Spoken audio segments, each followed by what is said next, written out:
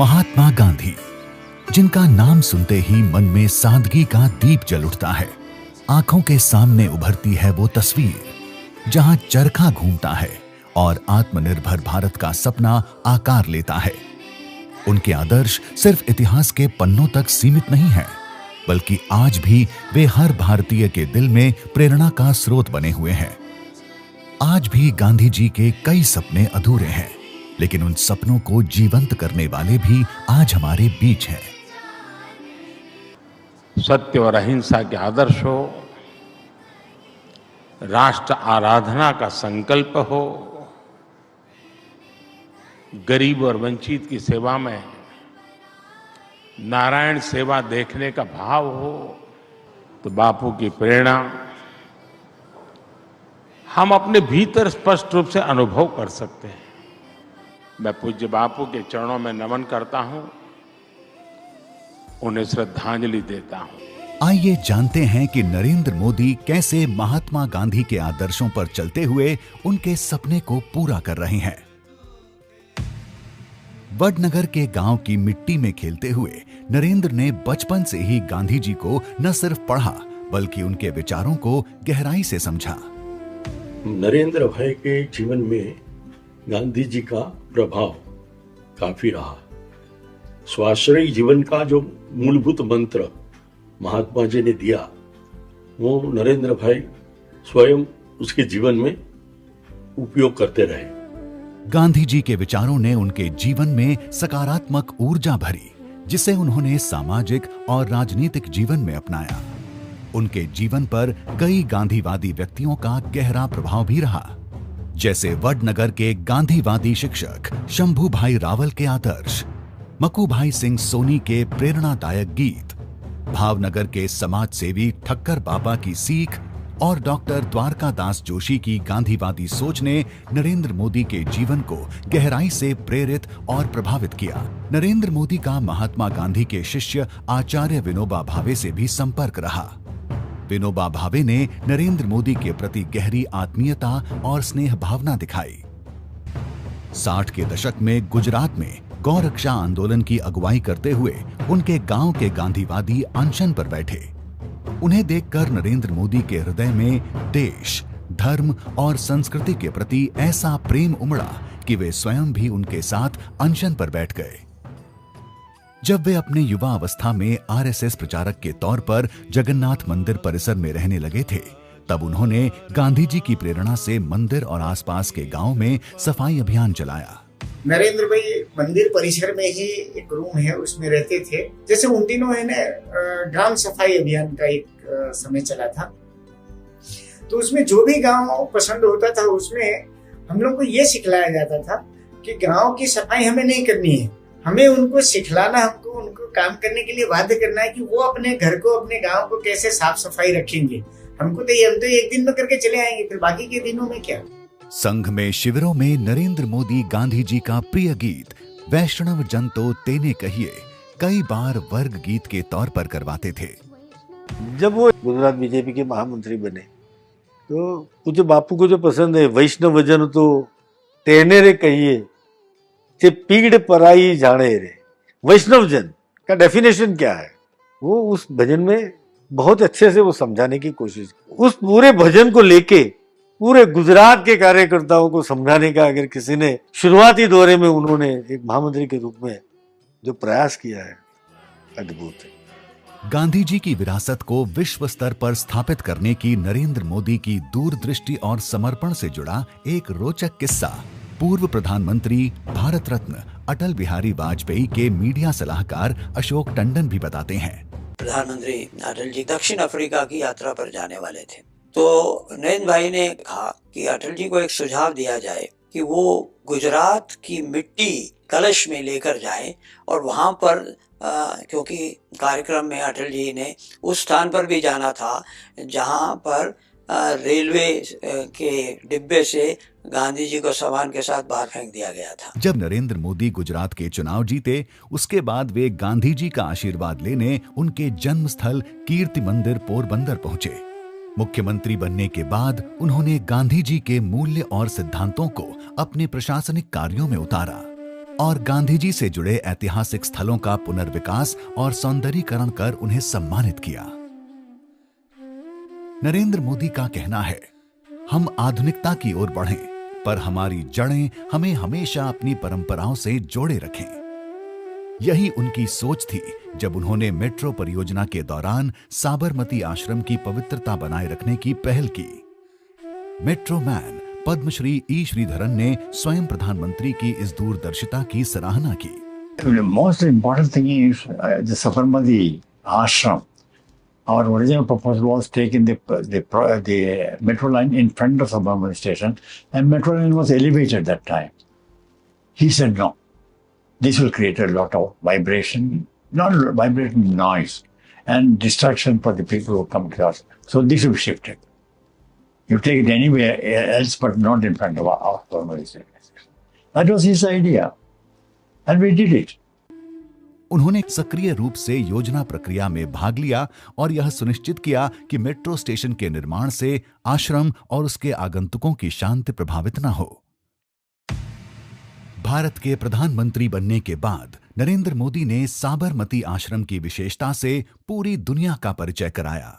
साबरमती आश्रम है, महात्मा गांधी ने अपनी सिग्नेचर से 160 एकड़ जमीन खरीदी थी। मोदी जी को कोई कहने के लिए नहीं गए थे, लेकिन उनके दिमाग में था गांधी आश्रम है, उसको डिफेस करके नहीं, रिस्टोर करके महात्मा जी के समय का आश्रम फिर से बनाना चाहिए।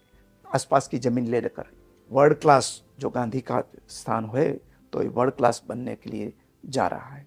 उन्होंने 2014 में चीनी राष्ट्रपति शी जिनपिंग, 2017 में जापानी प्रधानमंत्री शिंजो आबे, 2018 में इजरायली प्रधानमंत्री नेतन्याहू और 2020 में अमेरिकी राष्ट्रपति ट्रंप को आश्रम की आध्यात्मिकता और गांधी जी के विचारों से अवगत कराया। साबरमती आश्रम हमारी सांस्कृतिक धरोहर और स्वतंत्रता संग्राम की आत्मा है। इसी सोच के साथ 12 मार्च 2024 को मोदी जी ने महात्मा गांधी साबरमती आश्रम पुनर्विकास परियोजना का शिलान्यास किया, जिसमें 1200 करोड़ रुपए से इसकी सुविधाओं को सुदृढ़ कर एक विश्व स्तरीय अनुभव तैयार किया जाएगा। इसी कड़ी में कोचरब आश्रम की बात करें तो यही वो जगह थी जहां से गांधी जी ने अपने विचारों की मशाल जलाई। प्रधानमंत्री मोदी ने 2024 में पुनर्निर्मित कोचरब आश्रम का उद्घाटन किया और गांधी आश्रम स्मारक के मास्टर प्लान की शुरुआत की। 1915 में महात्मा गांधी ने सत्याग्रह आश्रम की स्थापना की थी। यह सत्याग्रह आश्रम उपेक्षित दशा में था, तो माननीय प्रधानमंत्री जी को नोटिस पे लाया गया और प्रधानमंत्री जी की दीर्घ दृष्टि की वजह से यह सत्याग्रह आश्रम का जीर्णोद्धार हुआ है। यहाँ पर आपको महात्मा गांधी और कस्तूरबा के वाइब्रेशंस फील होंगे। यह अहमदाबाद की एक पहचान है, सत्याग्रह आश्रम कोचरब। 12 मार्च 1930 महात्मा गांधी ने दांडी मार्च की शुरुआत की, जो ब्रिटिश नमक कानून के खिलाफ पहला बड़ा अहिंसक आंदोलन था, जिसने ब्रिटिश साम्राज्य को हिला दिया और भारतीय स्वतंत्रता संग्राम की नींव रखी। 2003 में गुजरात के मुख्यमंत्री के रूप में नरेंद्र मोदी ने दांडी यात्रा को पुनर्जीवित करने की पहल की। दांडी को एक अंतर्राष्ट्रीय पर्यटन स्थल बनाने की दिशा में महत्वपूर्ण कदम उठाए। 2015 में प्रधानमंत्री के तौर पर नरेंद्र मोदी ने दांडी कुटीर संग्रहालय का उद्घाटन किया और 2019 में दांडी नवसारी में नेशनल सॉल्ट सत्याग्रह मेमोरियल को राष्ट्र को समर्पित किया। मुझे पूछा कि कौन से गांव से हो, तो मैंने कहा ओरिजिनली मैं दांडी का हूँ। मोदी जी ने बोला दांडी में क्या है अभी, और मैंने कहा कि साहब वहाँ कोई सैफी विला है, ये गांधी जी की प्रतिमा के कारण नमक उन्होंने उठाया था, वो उसके सिवा कुछ है ही नहीं दांडी में। और मोदी जी ने स्पष्ट बात की थी कि ऐसा कुछ होना चाहिए कि पूरे दुनिया के लोग दांडी में आके देखें, और ऐसा दांडी बनवाना चाहता उस जब प्रधानमंत्री हुए मोदी जी, और 2019 में ये साकार हुआ।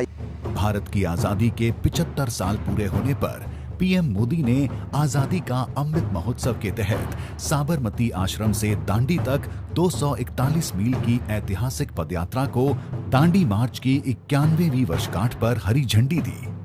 इस अभूतपूर्व यात्रा में जहां जहां गांधी जी रुके थे, नरेंद्र मोदी ने वहां वहां लोगों के ठहरने और रुकने की व्यवस्था करवाई, ताकि लोग उन गौरव के पलों को और भी करीब से महसूस कर सकें। और अब बात करते हैं महात्मा मंदिर की। जब नरेंद्र मोदी गुजरात के मुख्यमंत्री थे तो गुजरात के स्थापना दिवस 1 मई 2010 को उन्होंने गांधीनगर में इसका शिलान्यास किया था। इस दौरान एक टाइम कैप्सूल भी महात्मा मंदिर में रखा गया था, जिसमें गुजरात की 1 मई 1960 से अब तक की यात्रा को संजोया गया था। उन्होंने एक दिन ऐसे ही बैठे थे तो कहा कि भाई हमारी राजधानी जो है गुजरात की वो गांधीनगर, लेकिन गांधी के नाम पर यहाँ कुछ है नहीं, तो हम यहाँ क्या कर सकते हैं कि जो गांधी की याद भी दिलावे, जनता के लिए उपयोगी भी हो।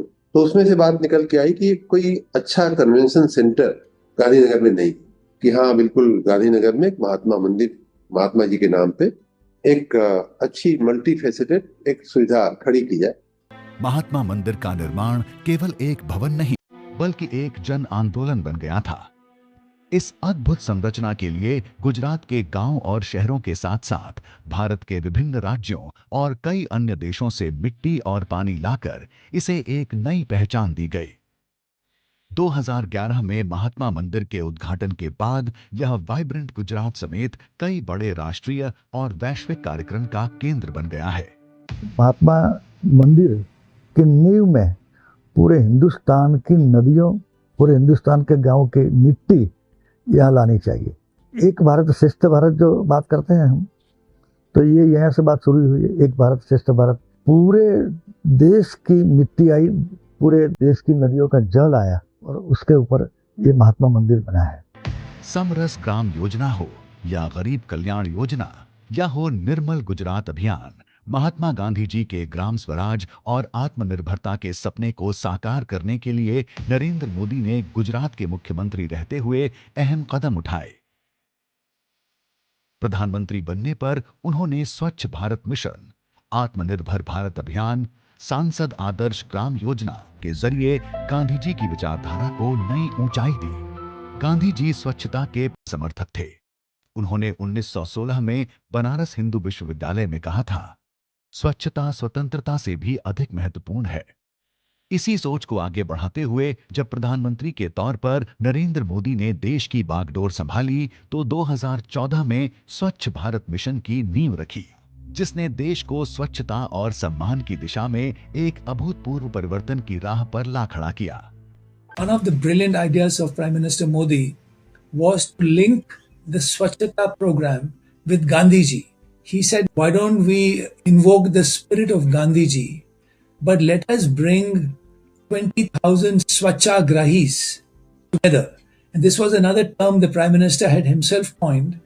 So the Prime Minister's idea was, let us bring 10,000 village motivators and sanitation workers from across India and let us get them to share their experiences, inspiring people and motivating them to improve their swachhata and to move towards making their villages open defecation free.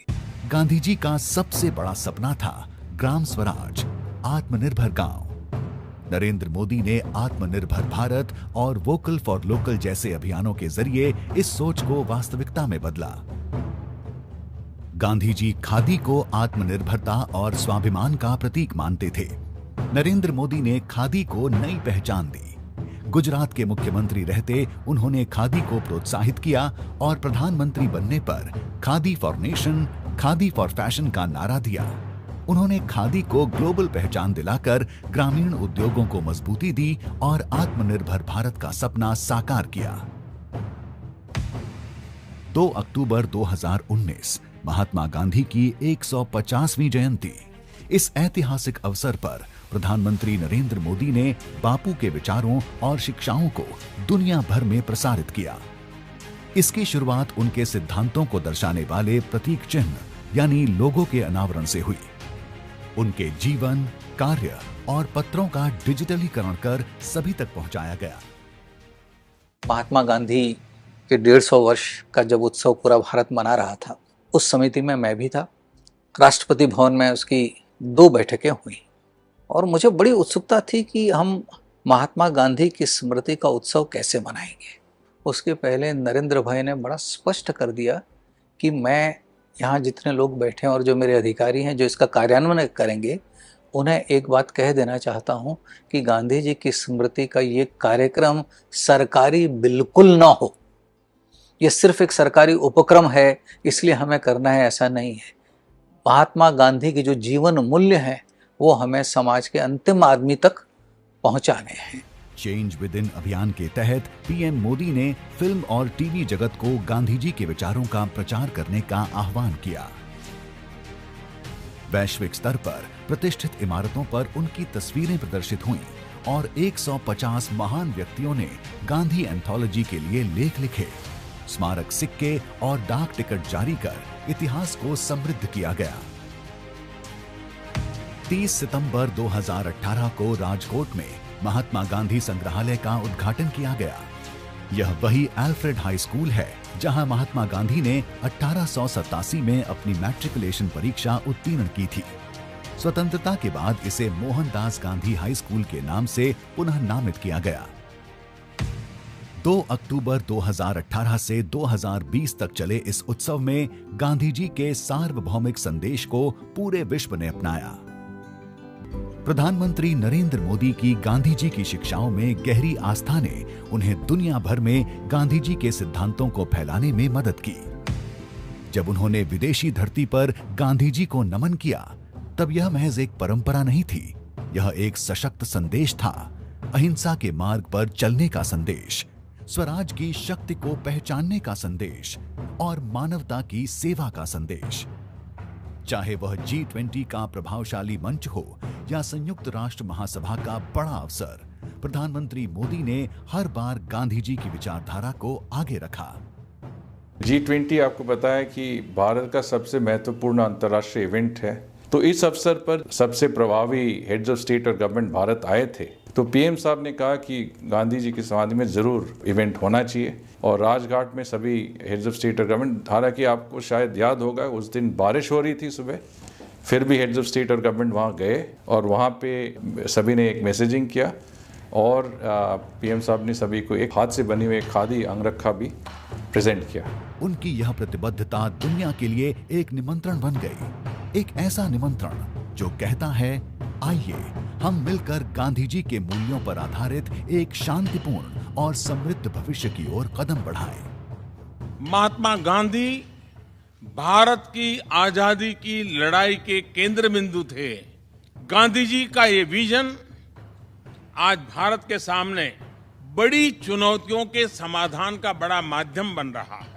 जनता अब इन अभियानों का नेतृत्व खुद कर रही है। गांधी जी के विचार आज भी धड़कते हैं, हर गांव, हर शहर, हर मन में।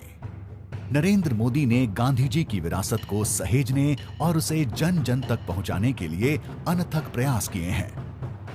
आज वे उनकी विचारधारा के सशक्त दूत बनकर दुनिया को यह दिखा रहे हैं कि गांधी केवल भारत के नहीं बल्कि पूरी मानवता के हैं।